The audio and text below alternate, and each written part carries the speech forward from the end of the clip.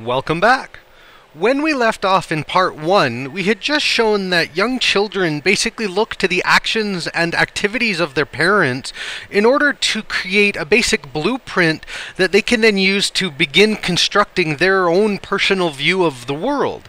And so we'll continue on now from there. If everything was consistent, structured, and ordered, not to be confused with controlled, then their life is a solid foundation from which to grow from. Everything in turn will be more structured. If everything was chaos and disorder, where there was no such thing as consistency, then in that case their foundation will be very unstable. After all, they will have no idea of what is good and bad to do. No matter the outcome that forms the foundation, life continues. As we continue to grow and evolve, we still continue the same basic process, just done on a broader and bigger scale. Understand, there will be a lot of testing to see if everything is still the way that it was. Again, not out of control, but because need to be sure everything hasn't changed again, as it did earlier on. Also understand, children don't know control or obedience. Everything they do is about learning, discovery, and working to ensure consistency. If everything is always consistent, then there is no trouble. When things change all the time, then children become desperate for boundaries. Not because they need to be controlled, but because they know the world is massive and just don't know what to do. As children age, they begin to work on understanding and creating their own unique personality. The foundation from childhood is used to craft a bigger understanding of their place in the world around them. What adults usually take as defiance in their children is actually a process of them working to understand their place. They need to know where they fit compared to you and all those around them. That's it. If they're told by action, words don't matter at all, that you are less than them, then they will walk all over you. That's what happens with the children we call spoiled. They get everything they want. If they are told that they're nothing compared to the others, then they'll either believe they are nothing and hide from the world, or they will become power-driven, just as they were taught how to be. If they're allowed to explore and experience a great number of things and are encouraged to find themselves, then that's what they'll end up doing. But possibly totally off the map, so to speak. The real trick is to encourage children to explore many options, but remain connected to and guided by their parents. When that happens, they get to chart their own life, but still remain on the map. Understand that control, defiance, and other such things are taught to our children by our own actions. Remember always, words don't matter. Action says it all. How we treat them in action dictates their actions. Children only understand the things they're taught. If we teach them to disrespect others, to yell and scream, or to demand what they want, then that's what they'll understand to do.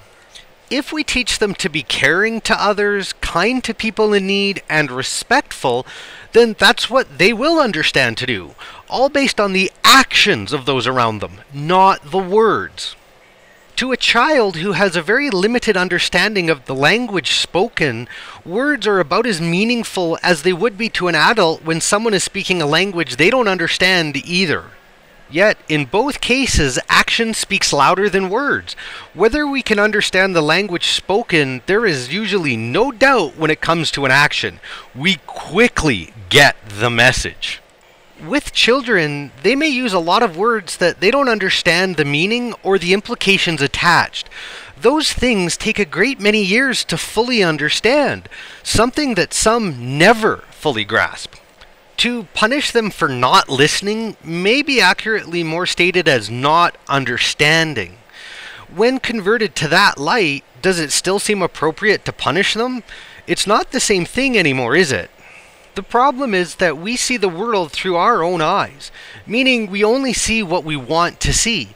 It's easy to assume that everyone does the same things for the same reasons that we ourselves do. However, looking at your own life, how many times has someone accused you of doing something for a reason that made no sense to you? They're doing the exact same thing. More importantly, how did it make you feel when you were accused of it? Now, imagine that feeling inside the body of a 6-year-old. Does that seem like an appropriate thing for them to be feeling? That's an important question because that's likely exactly what they will be feeling when you do the exact same thing to them. Children are not adults. Everything about them is different.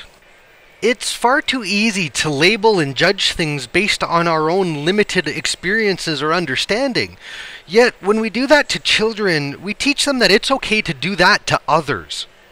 That, in a nutshell, is why dysfunctions tend to follow in the family line, because the actions were seen loud and clear to make it so that that's the way things are supposed to be done, right from an early age.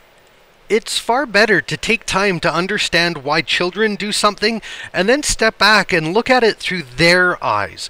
If you can do that, you might just be amazed at what they have to share.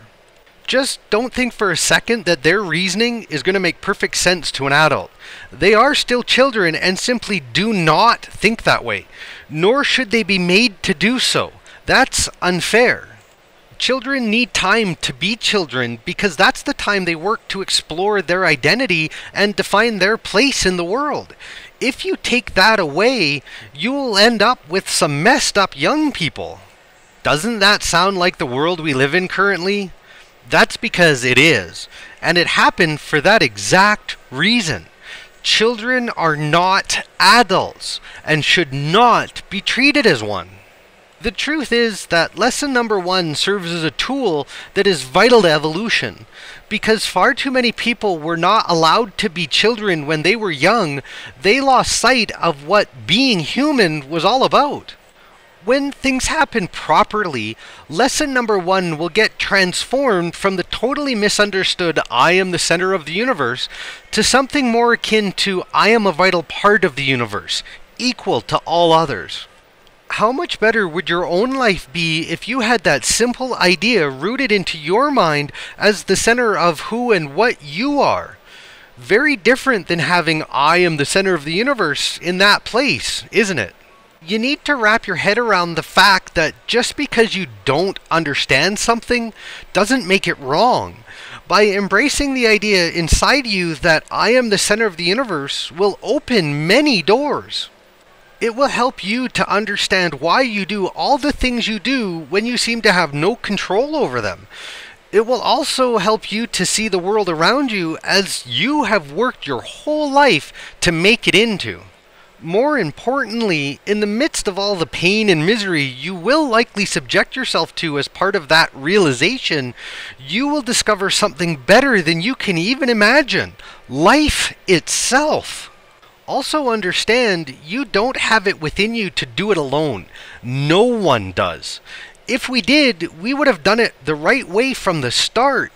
We need each other to help make this transition. You are not alone.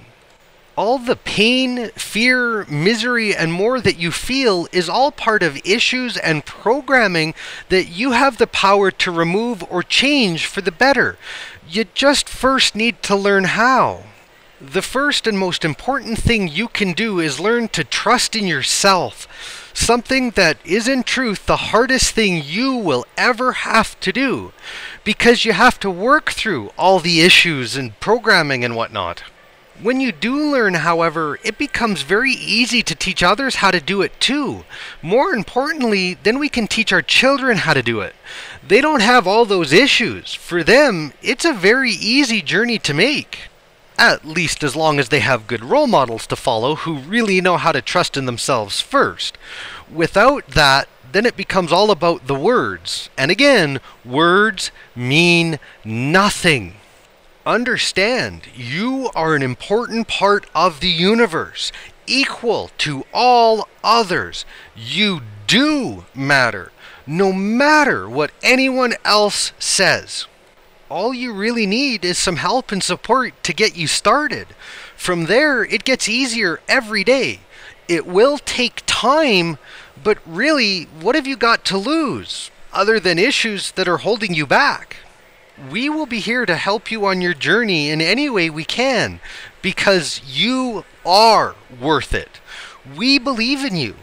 Isn't it time you started to believe in you too?